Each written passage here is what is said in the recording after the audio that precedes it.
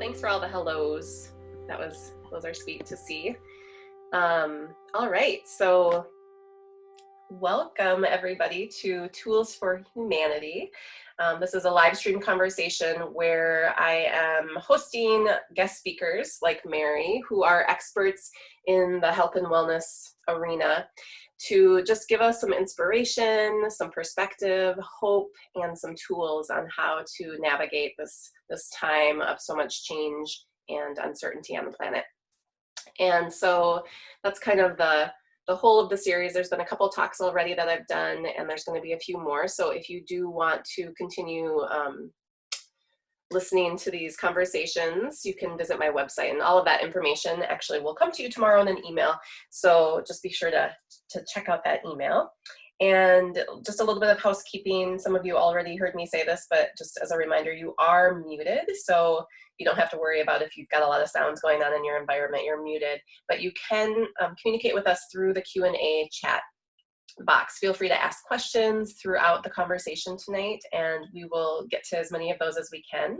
And you're also welcome to just comment if something resonates with you, or if you want to share, a little tidbit about your own experience. Feel free to put that into that Q&A chat box too, because Mary and I can read that and comment on that back to you. And it's just a nice way for us to communicate since we're not all live together. We can't see you and hear you. So I think that's all I have to say. So we're going to segue right in. I do want to say one more thing. My name's Amy Patee.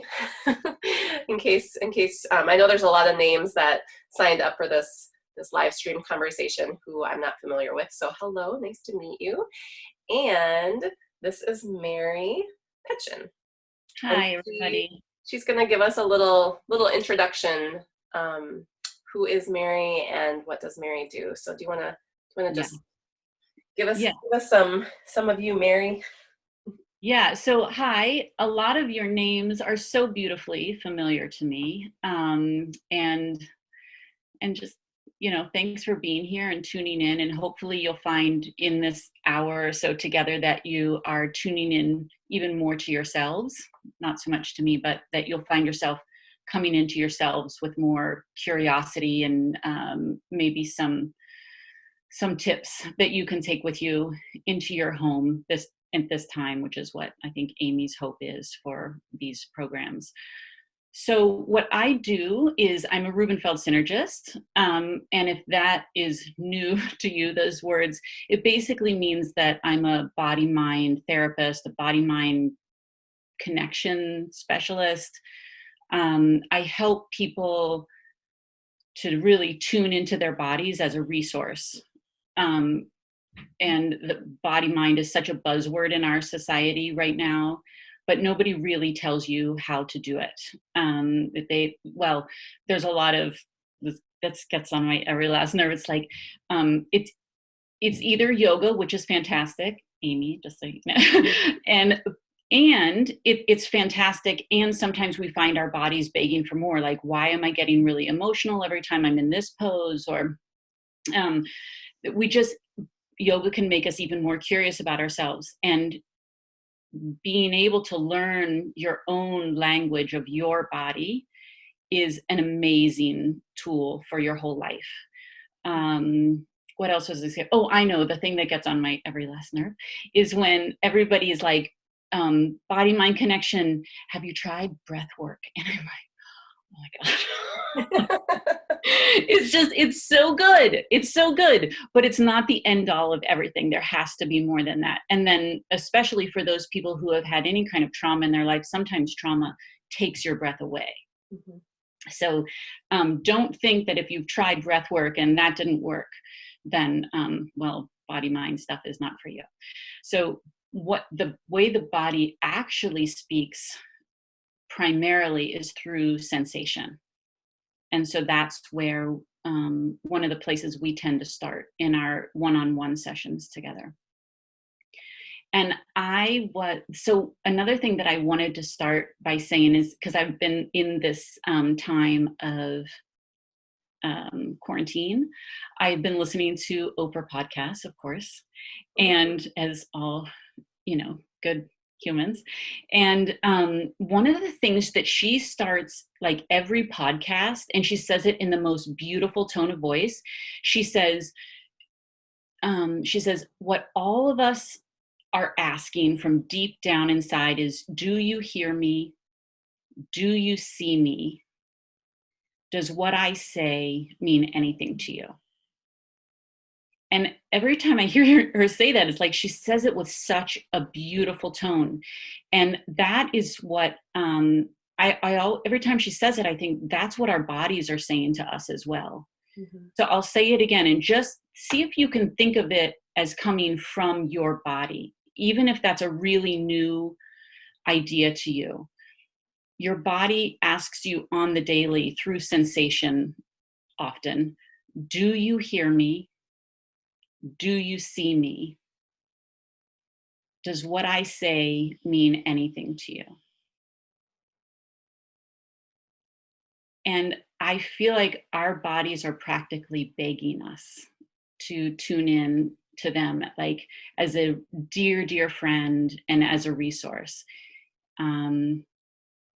We are taught our whole lives to study everything outside of ourselves. So we go to college and we study, or you don't have to go to college. You study everything external to you in high school, and then maybe in college and in trade school.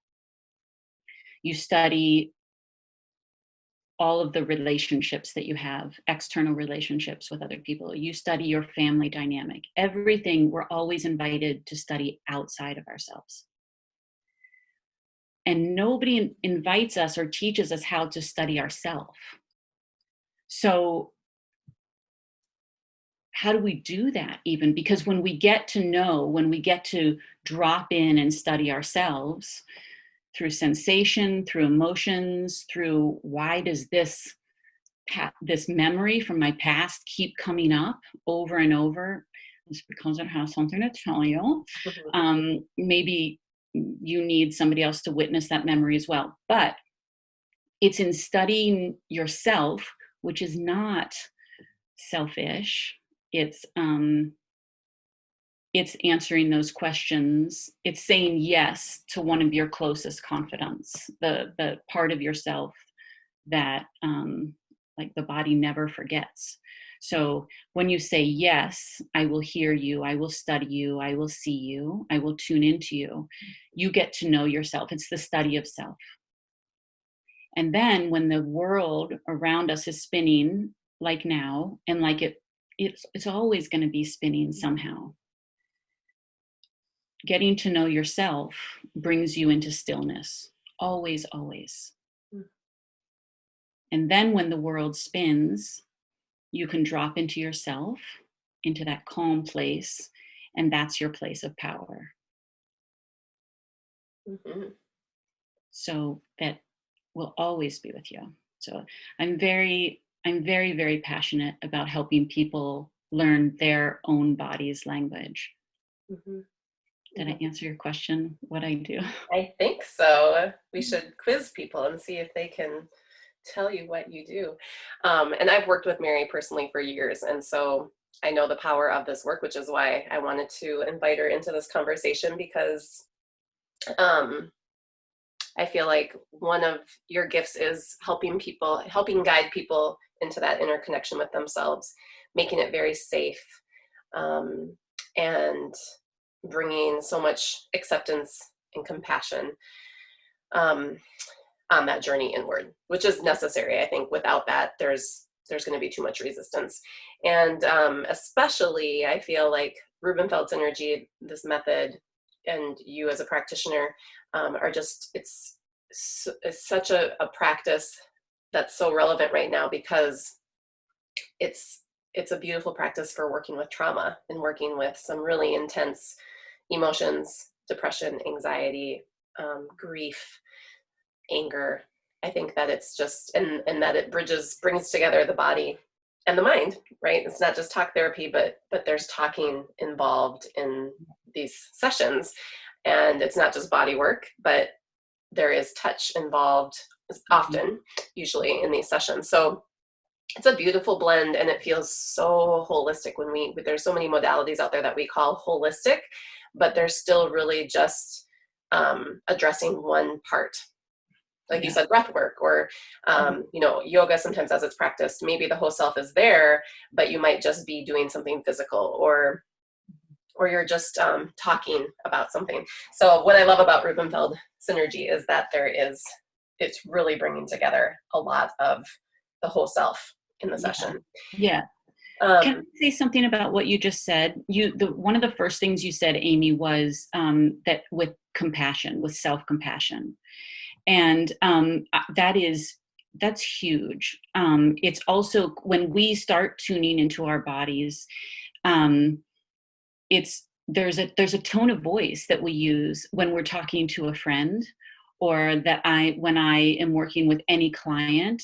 There's a tone of voice always that encompasses curiosity and compassion, and like exploration. It's all those things. It's the way you would talk to one of your closest friends.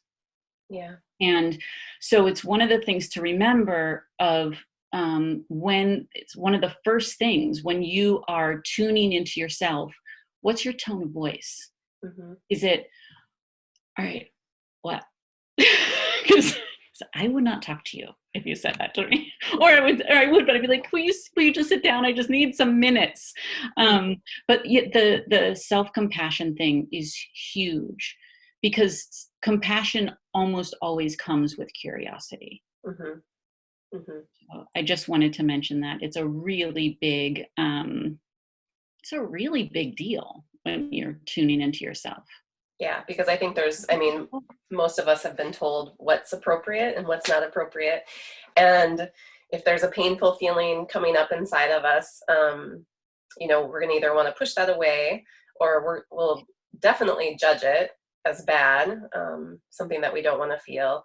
And it's unlikely that we're going to be like, hey, right, what's going on? So learning. If your best friend or your child came up to you and they external to you they came to you expressing some sort of pain, mm-hmm. you would go, hey, what's going on? Yeah. That's all I'm asking. Yeah. Is that every once in a while we do that with our bodies as well. Mm-hmm. Yeah. It really is very different, I think, than what we've been taught. And because what we've been taught primarily is mind over body. Just get your mind to shut that down. Mm-hmm. Yeah. Yeah. Yeah. So I'm begging you to approach yourself. I'm begging you. I'm also inviting you, and I'm giving you permission to approach yourself in that way with compassion and curiosity. Like, just write it on your wall. Like, did I approach myself with curiosity? Yeah. Big deal. It does change the whole. It can change the whole energy in a moment. And I wanted, before we get into like the depth of this conversation with some questions, one other thing that I want to add that I don't know if you've spoken to yet, but safety is also, again, for those of you maybe that haven't experienced Rubenfeld Synergy, but I feel like that piece of compassion, curiosity, the piece of that blend of like some touch, the body, a little bit of talking, the curiosity, compassion, but safety. And I don't know if safety is how that comes into the picture, but I know for myself that coming and experiencing sessions with you from the very beginning, because it's a vulnerable thing to go and, see somebody to support you on your journey. It is. And, but I felt so safe in those sessions. And I don't know if you can speak to that more, but for me, it's not super common that I'm going to like lay on somebody's table and just sob. And it's not that I don't do that, but I'm usually holding space for people, or that's kind of my background. So, but in my sessions with Mary, it's been a really vulnerable space for me. And the only thing I can really attribute that to is that there was so much safety. Yeah. And so how do you build that into the sessions, or how does Rubenfeld Synergy kind of bring that in at such a level, at such a high level? Yeah.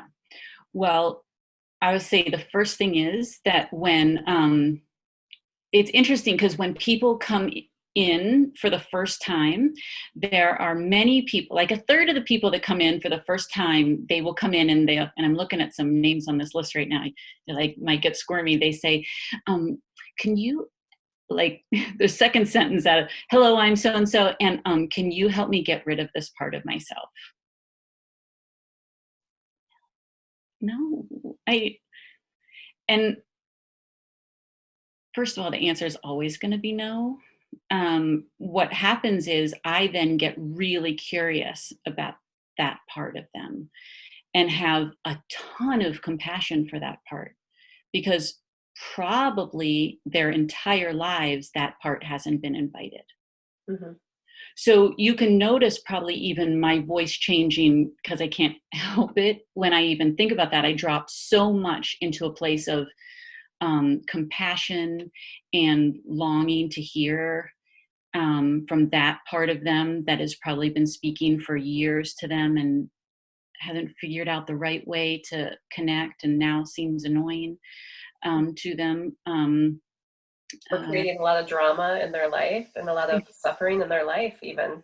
Yes, absolutely. And then it becomes my job to be almost the advocate for that part and introduce it to my client with more safety. Mm-hmm. And I do that by modeling. I think it's my intention to say to everyone that comes into my office, every part of you is welcome in this room, every part. And I could say that and they'd be like, eh, but they believe it because it's really, really true. I don't want to have a conversation with just one part of someone. I do want a place where every part of my client can show up. Yeah. And the more often that I do that with them, the more they start to believe there's not something wrong with any damn part of me. Mm-hmm. Yeah, there's just something that has to be heard or integrated. There's a huge safety in that. Yeah. And you can see the client then sort of shift. And what happens is, it's like, these are the words I would use for it. It's like their nervous system is going, oh, okay, so if I'm hearing you correctly, mm-hmm. You're not going to ask any part of me to leave. Okay, I'll talk to you. Mm-hmm. That's what I think kind of happens, but that's what I would just, I'll circle back to this later, but a colleague and I are putting together an entire social media platform for all of us to learn how to do these techniques at home. Yeah. And because I don't want people to have to schedule appointments constantly, or, there's, right now we can't. I mean, I can do a lot of phone sessions, but what if we were learning it in a community mm-hmm. and modeling it for one another and able to tune in on our laptops or our phones whenever we wanted. It's my job to model this behavior for people of acceptance and curiosity. And so I hope I'm getting back to your thing of where does that safety come from? And I think people expect me to say something like confidentiality. Well, yeah. But there's a lot of people that would keep your secrets. Mm-hmm. There's not a lot of people that would get deeply curious about the parts of you that other people have said no to. Mm-hmm. Yeah, all of you can show. I mean, I feel like what I'm hearing you say too is just all of you is welcome. Yeah. And when all of those parts feel that, it equates to a deep level of safety that you may not even be able to register on a conscious level. But all of a sudden you're just sobbing on the table. No, that's not the case for everybody. All of a sudden the client's looking at me going, I'm not really sure why I'm crying right now.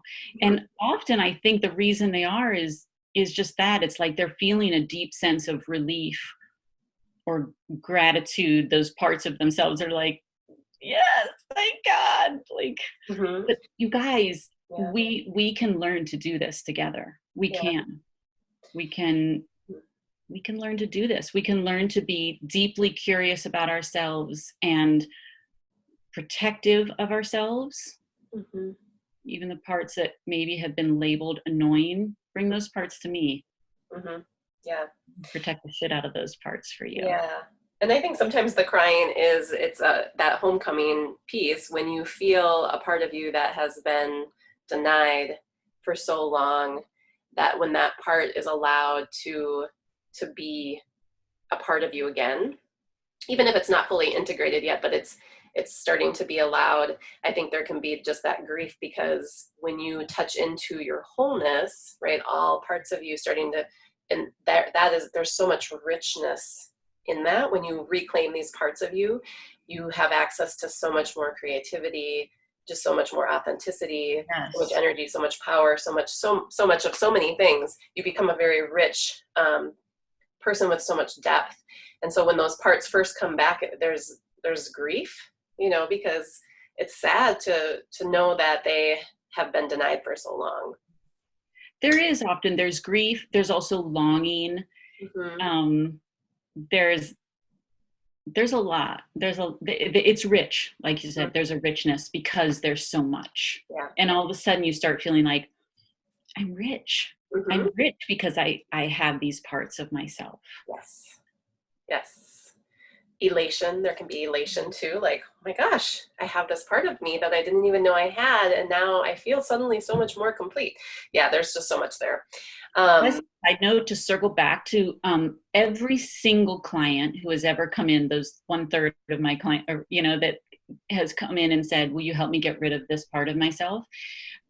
Every single one of them has, I don't know, a week later, a month later, 6 months later, said, thank you for getting to know, thank you for helping me get to know that part of myself. I never get rid of that part of myself now. Mm-hmm.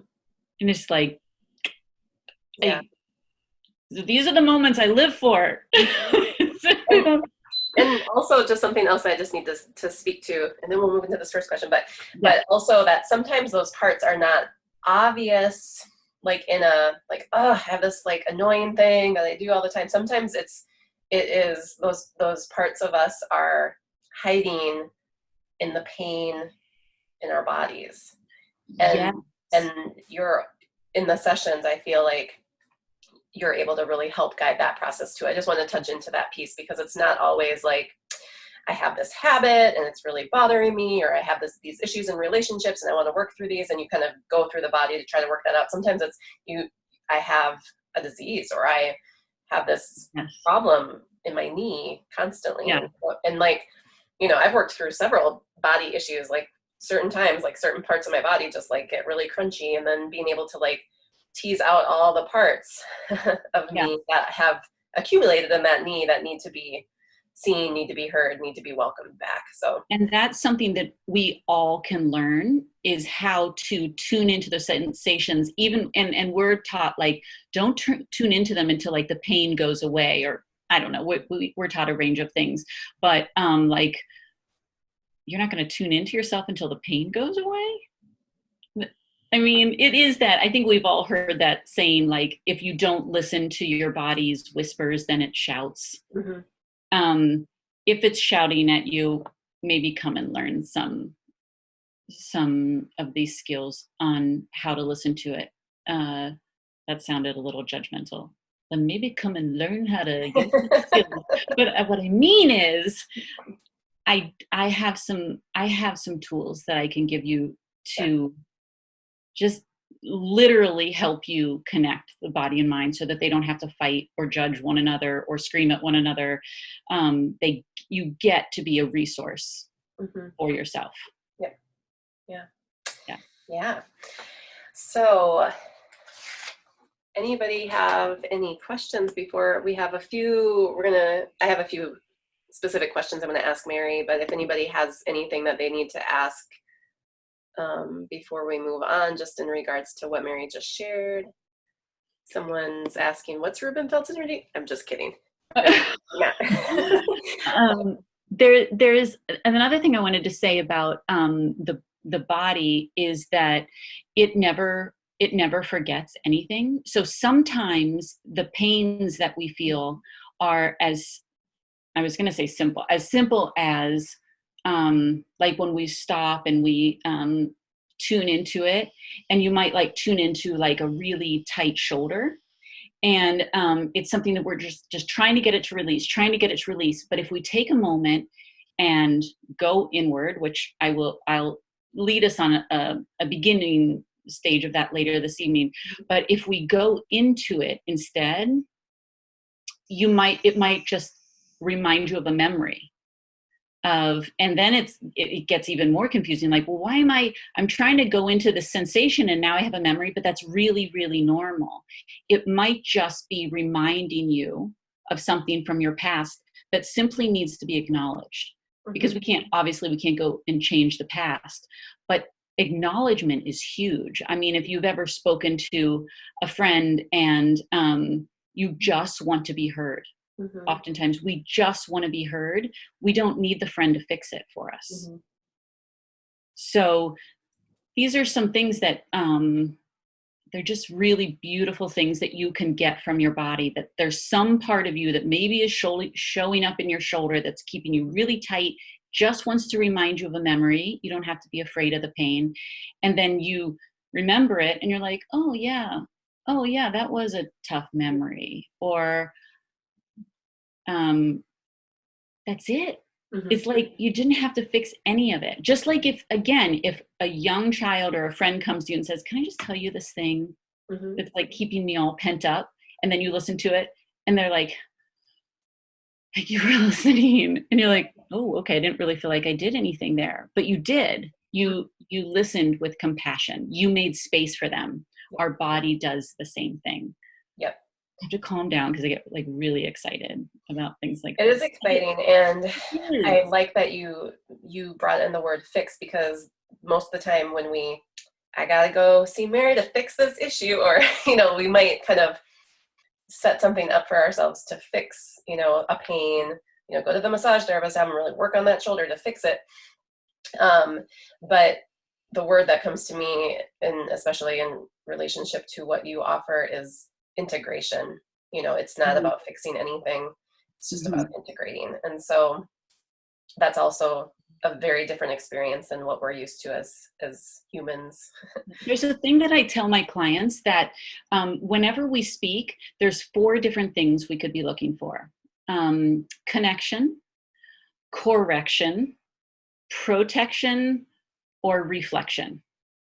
And sometimes we're not even sure which one of those 4 things we're looking for. But if we get the wrong one, then we're very clear, well, that wasn't it. So if you write those down, connection, which is you just want to be heard. You really just want the other person to make sound effects. It's like, oh, right? Like that's all you want. And then you're like, you just wanted to tell them where you are, how your day was. You just want to be acknowledged and heard. So that's connection.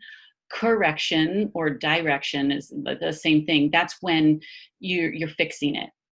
You want someone to help you fix it. And if you just wanted connection and somebody meets you with correction, this is what you'll be met with. Well, I actually wasn't asking for your help in that. And then the other person's like, oh God, you weren't? What did you want? You're like, I just wanted to tell you. Right. So anyways, it makes us a little bit sassy. And then there's protection, so you tell your friend something, and what you really want is for them maybe to just be on your team. Like, oh, that doctor should not have spoken to you that way. And you're like, thank you. Right.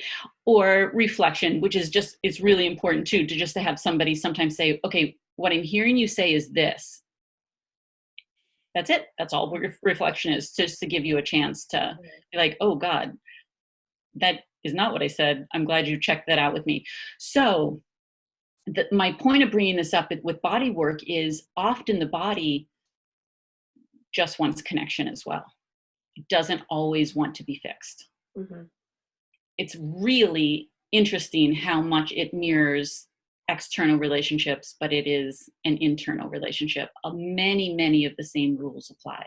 Compassion, curiosity, don't think you need to fix everything. Just just show up sometimes. Mm-hmm. Mm-hmm. Yeah. Okay, carry on. Yes. I interrupted you again. It's all great. All right, so just a few things to hone our conversation a little bit. In regards to your expertise, which you've been sharing and kind of letting us into that world a little bit, with the pandemic that's taking place right now, where do you find yourself being really zoomed in with either your own, for your own personal self, but also maybe with your work too? Like, where are you being drawn because of this pandemic? How has it impacted you and your work?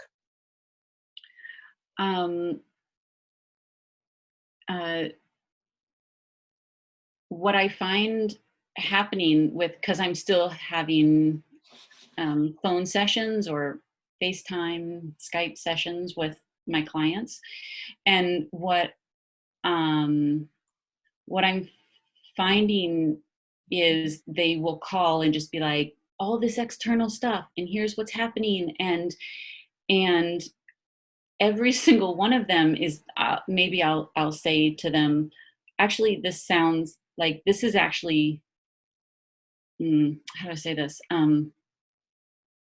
We think it's external, and it's actually internal stuff.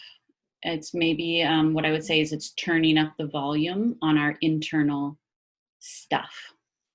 And for me, as a Rubenfeld synergist, like, it's kind of exciting, actually, because we don't have any there isn't really anything to distract us from it now, which means, like, we can't just, for most of us, we can't just go to work and be like, oh, that must have been it, or forget about it. That volume is turned up and we're kind of sitting in it. So we actually finally get to address a lot of the things that have been ours from the very beginning, or it have been ours for the past few years. And that's just exciting. Mm-hmm. If we know what to do. If we're just sitting there stewing in it, that's not fun at all. Mm-hmm. But if we have if we know how to witness ourselves, or we know that there's someone else who will help tune in to us, that's what I think in this time, that's what I've noticed across the board, is that this is allowing us to notice what really is inside of ourselves, mm-hmm. even if it's something that for a long time we've thought it came from the outside. Mm-hmm. So, and that's another thing I wanted to, the thing about witnessing, a lot of this work you can learn to do on your own. And they're really beautiful skills. And then there are some times when something comes up in us and we try to look at it on our own, and there's kind of like this sense of no. And that's okay too, because that often means I want, this part of me wants to be witnessed by another human being. Mm-hmm. So just noticing that too, we're meant to be in a lot of different relationships. Mm-hmm. And as humans, we're meant to be in relationship with ourselves, and we're meant to be in relationships with other people. So it's another thing you can tune into when there's this longing, no, I don't want to go any further mm-hmm. on my own. That doesn't mean you're failing. That means there is a reaching out for, please phone a friend. Please mm-hmm. find a support system. That's another beautiful thing for you to hear within yourself. Yeah. And I think that we're all just so, all of us on this video, I'm sure, are quite privileged in the sense that we're even aware of this work. And we have internet connection, a computer, and we're here learning, and maybe even have experienced some of this work already and stuff, but there's so many people who don't have access to this. So I love that you're creating this that you're going to be putting out a lot more on social media around this to give people so hopefully more people can find it Yeah. Find this work and find little bits of it to start taking in and utilizing. Yeah. And because I know I can do a lot of this work on my own, but there are definitely times where I've had to tell myself, like, especially when there's fear involved, you know, Yes. when the primary emotion I'm working with, or the experience I'm having is fearful. There's fear in it, anxiety, panic. That's when I've had to tell myself, like, I'm putting an appointment on my calendar, and I'm gonna we're gonna be with you, but I'm too scared to be with you. Like, I don't have the capacity yet to be with this part of me that's overwhelmed and fearful. I need Yeah. another person there. Um, Yes.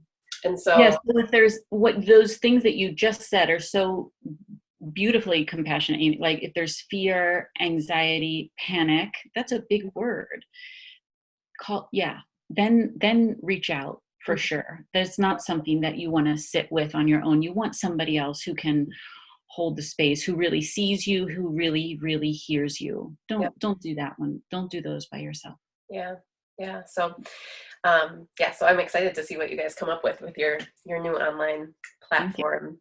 Yeah. But I love everything that you just shared about that. This pandemic is happening on a global scale. It's put all of us on pause. We don't have our typical ways of distracting ourselves Yeah. from ourselves.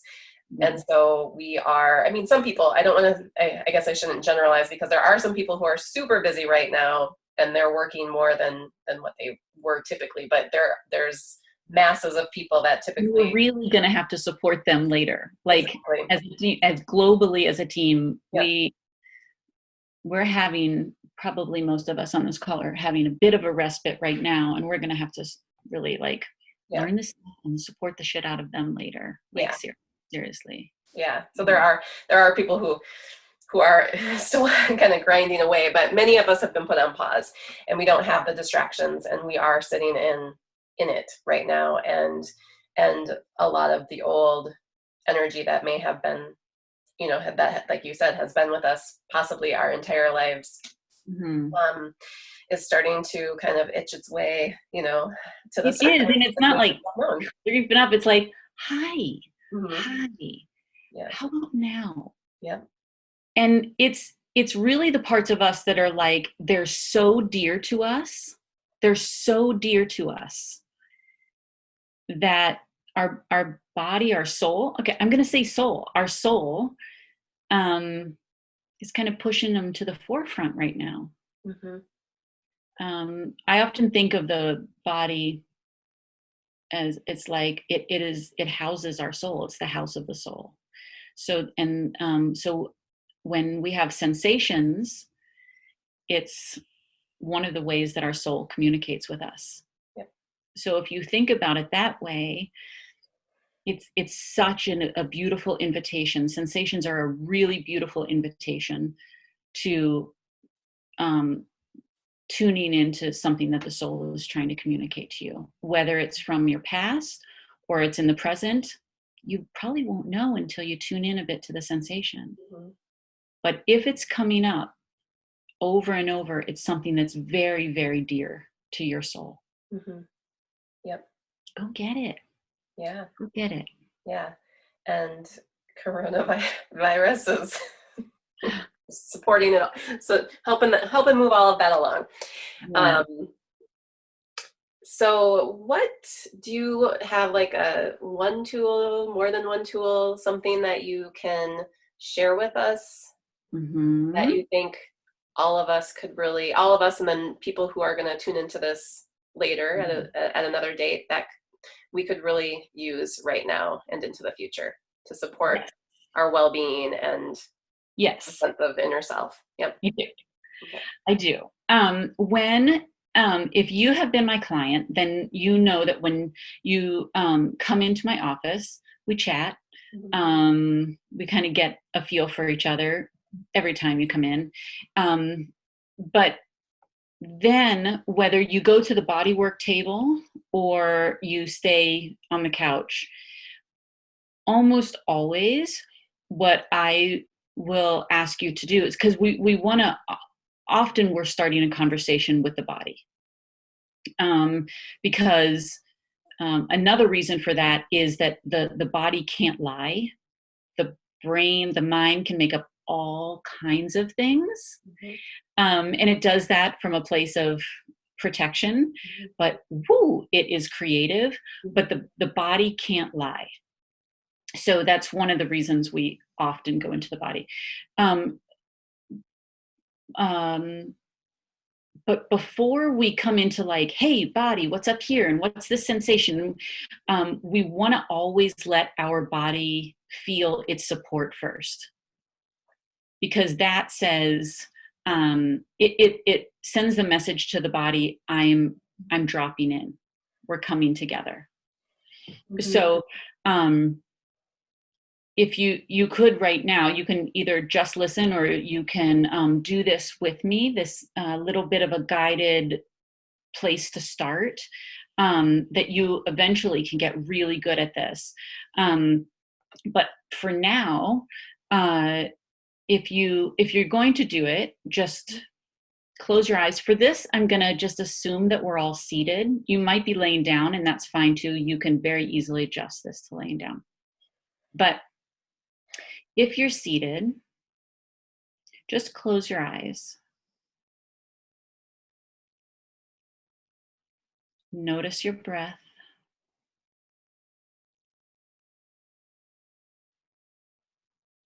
And I'd like you to bring your awareness to the chair itself, to your support right now.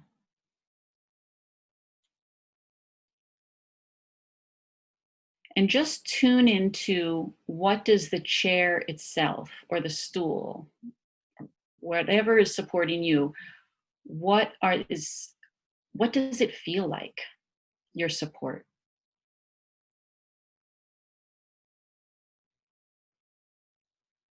What are the characteristics of your support right now? Whether it's hard,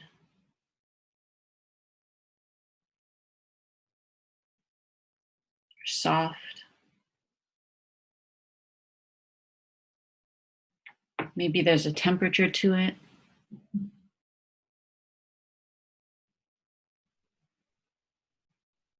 Notice if the support itself feels stable enough for you. Is it big enough?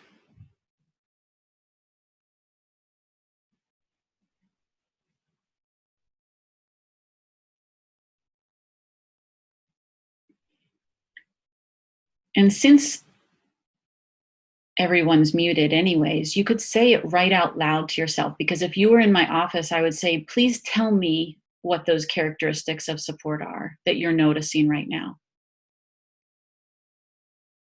So a client might say, the support feels firm, stable. So they'll list them off. Spacious. But say it out loud so that your ears, your brain, your body gets to hear it.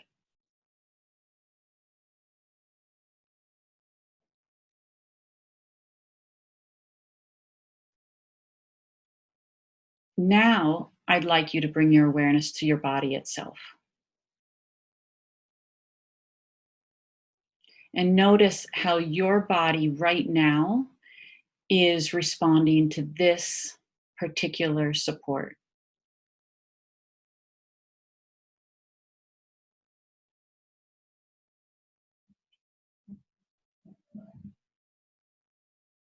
Maybe it feels expansive,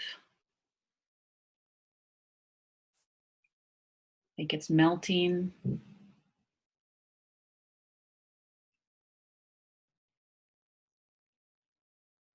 Maybe it even feels a little bit tight, like with this kind of support, I have to support myself. Maybe your body's doing the supporting. Regardless, you're gathering information. This is the support my body feels right now. This is how it's responding.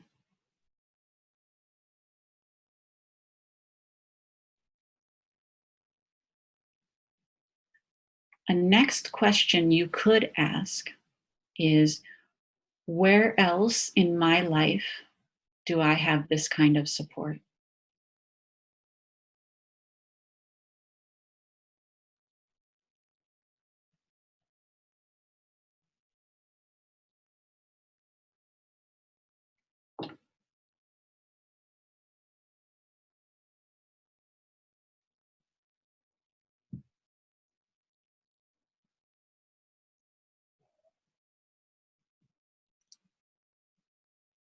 And that's where we're going to stop for right now.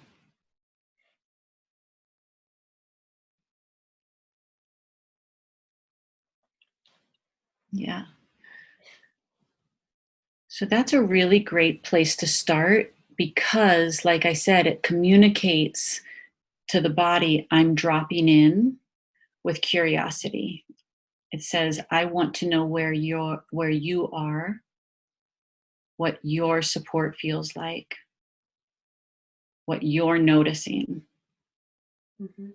And again, that's the way we would often communicate with a really, really good friend. That's the groundwork we lay with a really good friend for years. Okay, so that's a place where you can start, and it's something that will be on this platform that my colleague and I are creating, so that little video will be available to you, that you can do it just a few times or you can do it each day. But it communicates to the body, I'm here with you, instead of just Mm-hmm. walking up to the body basically and being like, hello, tell me your things, Mm-hmm. right? It's not really the best place to start. So Mm-hmm. that's what I will offer you this evening. I love that practice. Thank I you. do that practice a lot for myself, and also when I teach yoga, I Oh, guide people nice. to find that support in the beginning. Yeah. I am I have a question, and then I'm going to ask these questions as well. But one question I have around that support is, what if you can't feel the support, or what if your mind is just like you can't get even out of your mind?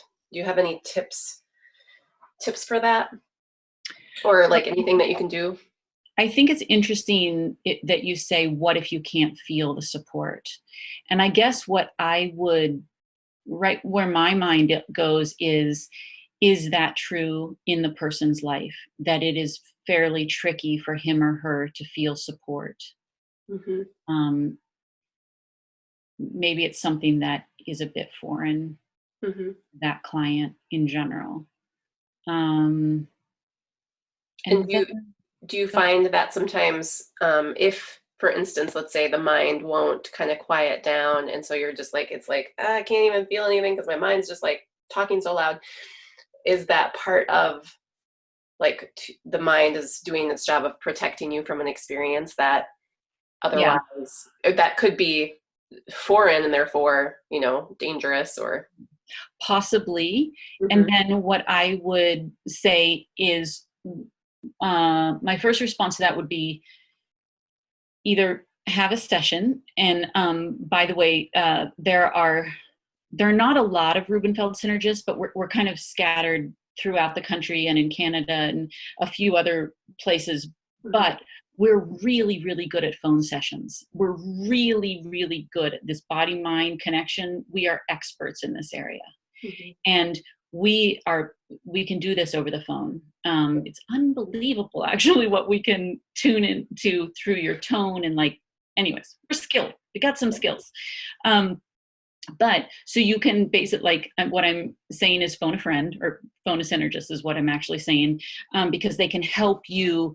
It's one of those situations that your mind is saying, I want to be witnessed. I need to be, in order to settle down, I need to be seen. And that's all there is to it. Yeah. And by seen, I mean witnessed. Mhm. I need someone else to tune into me, to model me, really inviting me to tune into myself. Yep. That's one thing. Another thing is you could do like what I would call a brain dump. So if your brain is going a mile a minute, you can write it down, all the things it's saying. Maybe it is desperate to communicate something to you. I can't write as fast as my brain works. So I will like literally speak into my phone and just dictate it in, and then go back and read it. And often there is some fairly interesting stuff there that I'm like, I was not putting that together. But again, what I'm doing in dictating it into my phone is saying, just go ahead, just say all of it, and then I'll read it back. I'm basically saying, I will tune into you. Just go ahead and spew it all out, and then I'll read it back. It's another way of being present to yourself. Mm-hmm.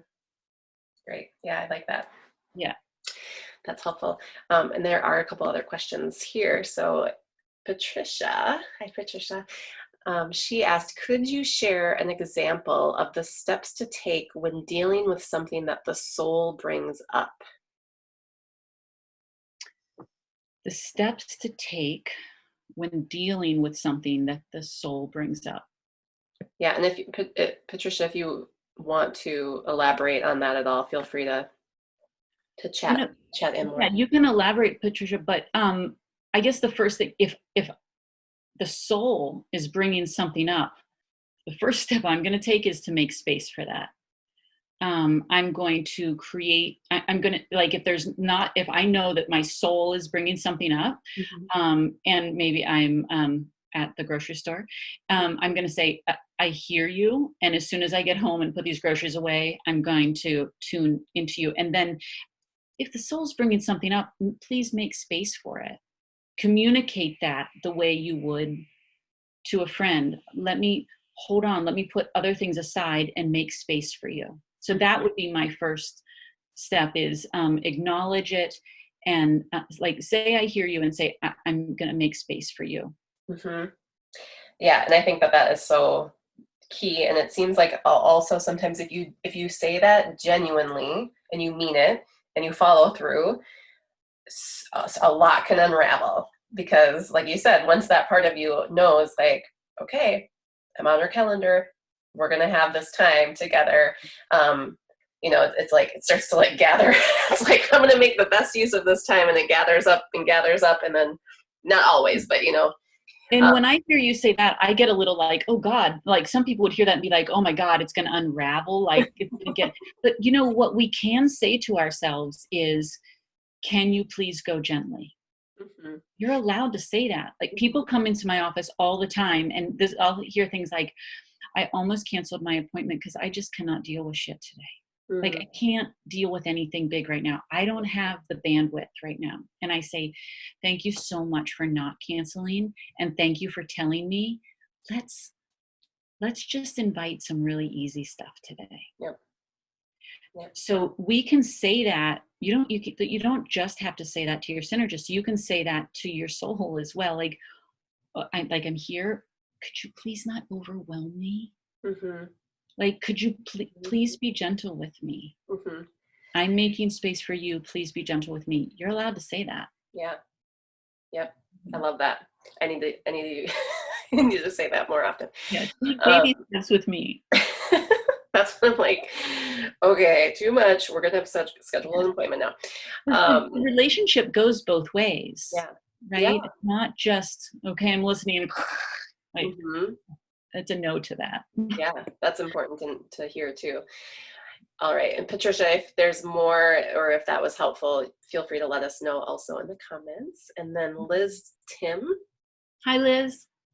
In exploring a sensation I had in my neck yesterday, a memory surfaced. I came in touch with my 6-year-old self, and she was really angry, which is an emotion I've run from and maybe allowed myself to feel only a handful of times in my entire lifetime. How can I continue to connect with this emotion and with this younger part of me who felt such anger? Specifically, she was saying, no one ever listens to me. No one believes me. I feel like there's a lot more to explore with my inner 6-year-old and with this anger. Yes. Okay, Liz, thank you for this question, because I love anger. But there's a reason there. Well, there's many reasons why, but the reason that I'm going to focus on right now is anger says I count. And so when I hear you, Liz, say there was a sensation, there was anger, what I hear is, ooh, like who's talking? Who is saying I count? And then when you said it's my 6-year-old self, I wonder, like, how long has it been?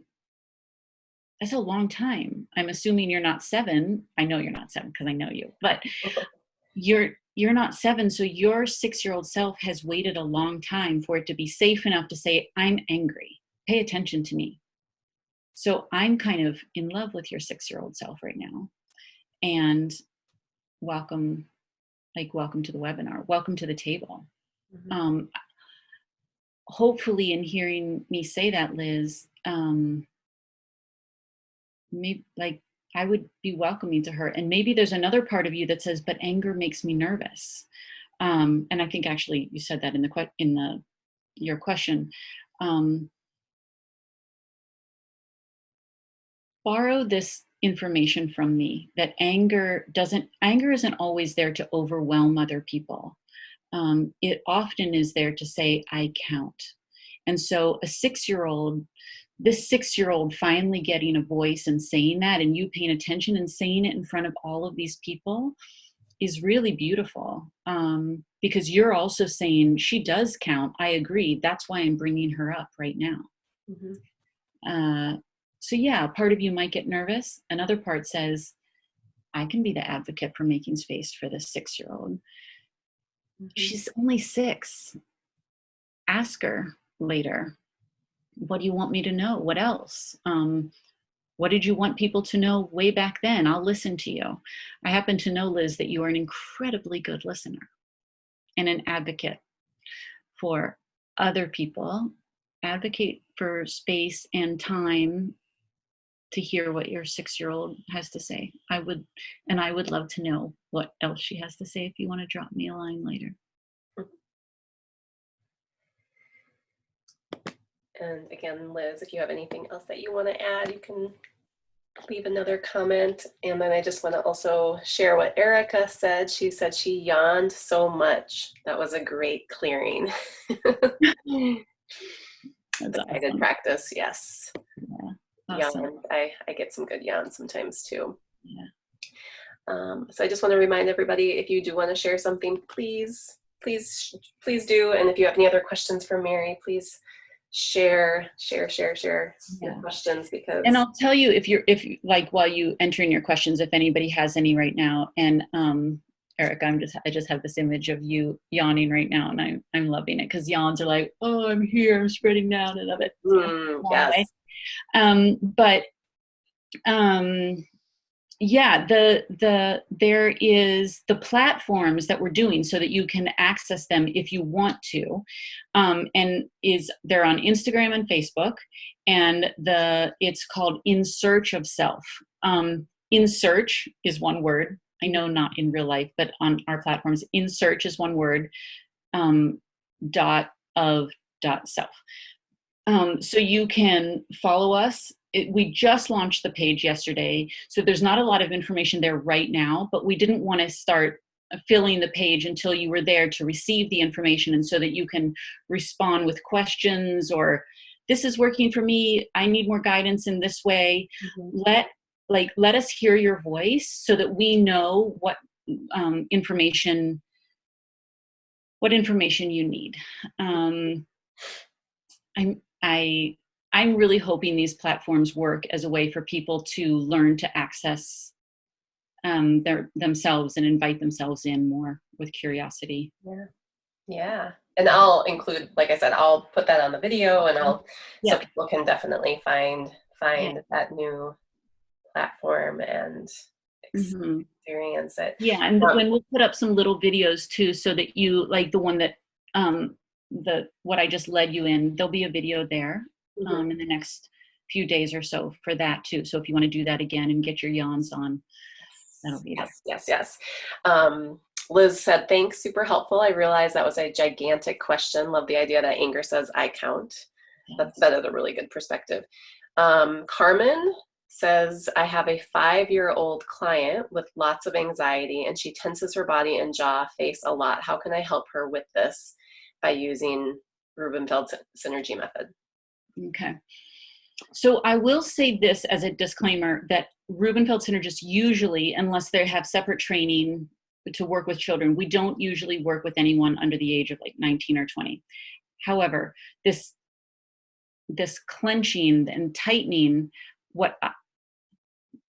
my first inclination would be to ask her in a playful way, right? Because we want to, because we don't know what it is, but just to say, ooh, can you make it even a little bit tighter?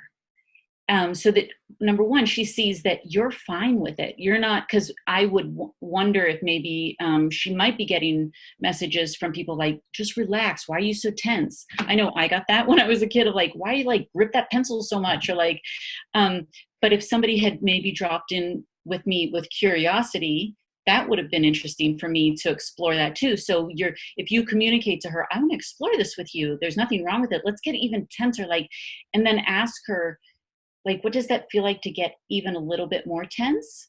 And ask her, what does it feels tight like what? Or maybe ask her, what does it feel like? And she might say, it feels really tight. Ask her, like, tight like what? Tight like a tight rubber band?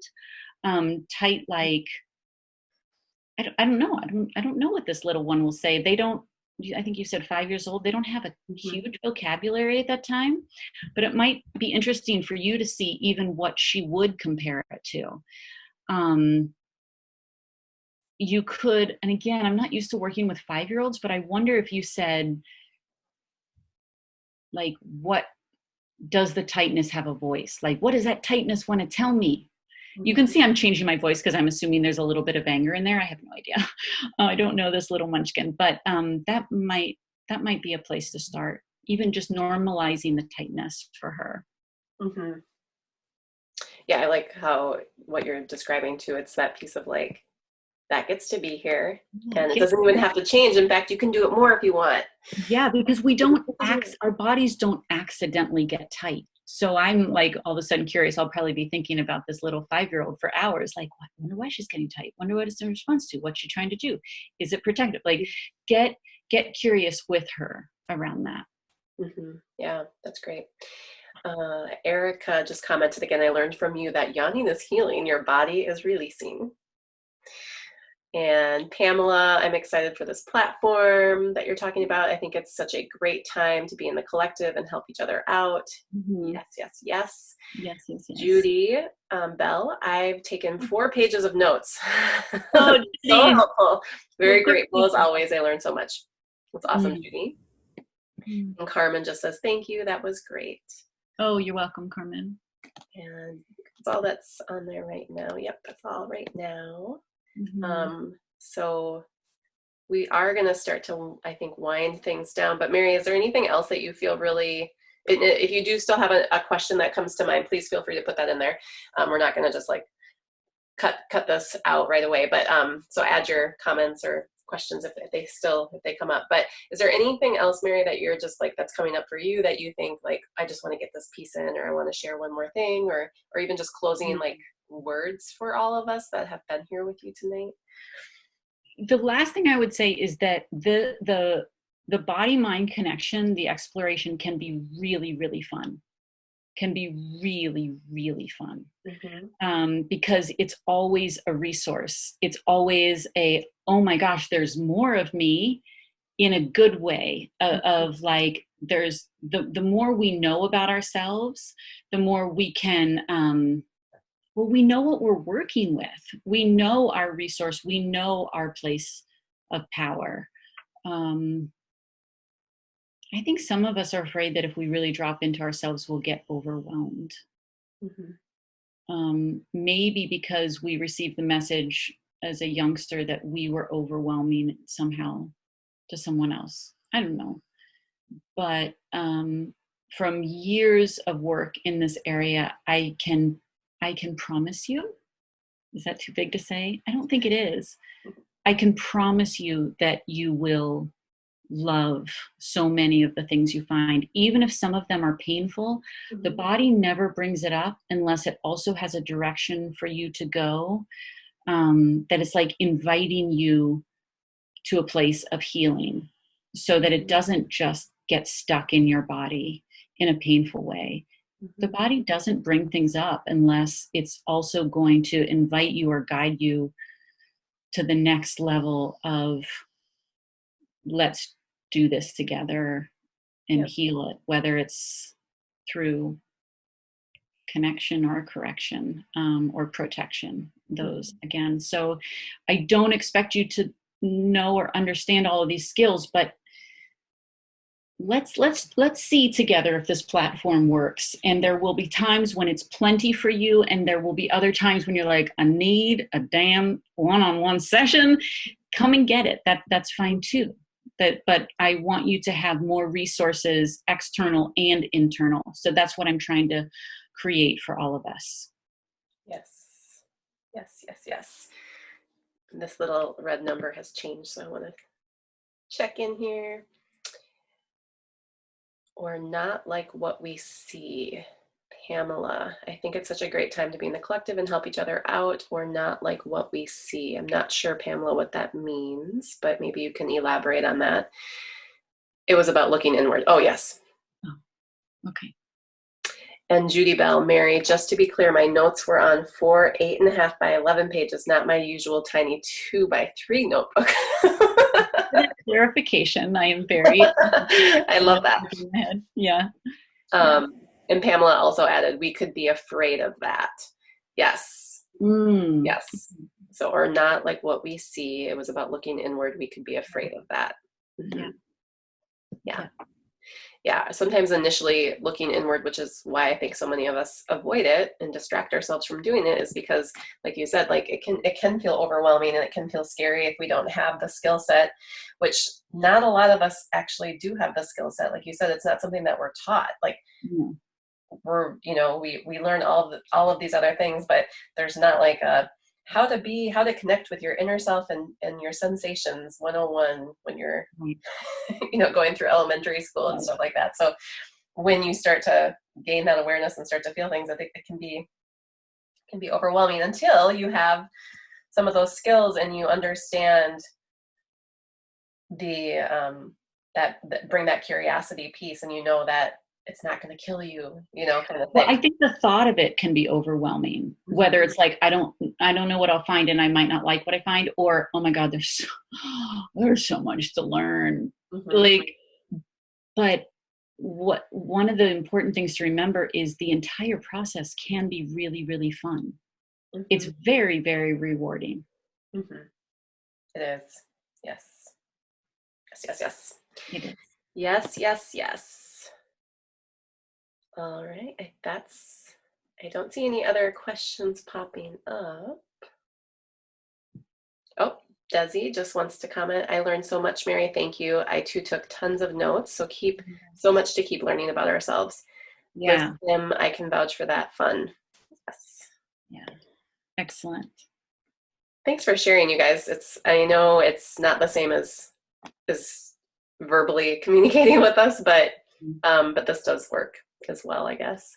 Amy, thank you for creating this whole webinar series. Like it's been really fun to see the different people that you have brought together from all different walks of life and all different modalities. And I really appreciate you. I mean, there's a ton of energy that you put into doing all of this. So thank you very, very much for doing it. Yeah, well, it's really fun for me, and yeah, just kind of felt like this has to happen. So I'm glad that you wanted to be a speaker also, and come online and just like generously give Yeah, to yeah, yeah.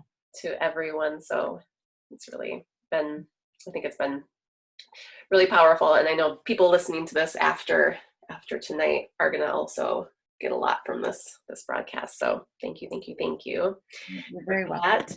And I think if there's not anything else coming up, I think we'll wrap it up.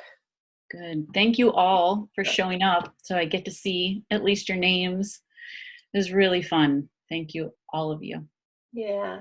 And just so you know, you'll all probably, hopefully by tomorrow evening, you should get an email from me that will have a link to the replay of this. And I just encourage you to share it in any way that feels right for you. If you have other people in your life that might need to hear the message that Mary shared tonight, the tools that Mary shared, please pass this on to other people that might benefit. And again, there's going to be a few more conversations coming up over the next week or so, hopefully before we'll get them all in before we start to transition back to not staying at home. This is a good space while we're all at home to tune into these sessions. So you can check those out on my website, but you'll have links to all of that stuff tomorrow, and including Mary's new social media platform where she's going to be sharing more of her tools with us. So thanks again, everyone, for being here tonight, and we're gonna wrap it up and sign off. All right. Good night, everybody. Thanks for being here. And I'll just read these last little comments. TY, I'm not sure what that stands for because I'm slow on those things. That's from Pamela. Amy Falco says, thank you both. I enjoyed it very much. I appreciate your wisdom and space for this opportunity. Be well. Hi, Amy. Yeah. TY is thank you, I think. I know because I have lunch. Yes, that sounds right. Awesome. All right. Okay. Well, shall we sign off, everybody? Let's sign off. Thank you. Thanks again, Mary. Thanks, everybody. Have a beautiful night.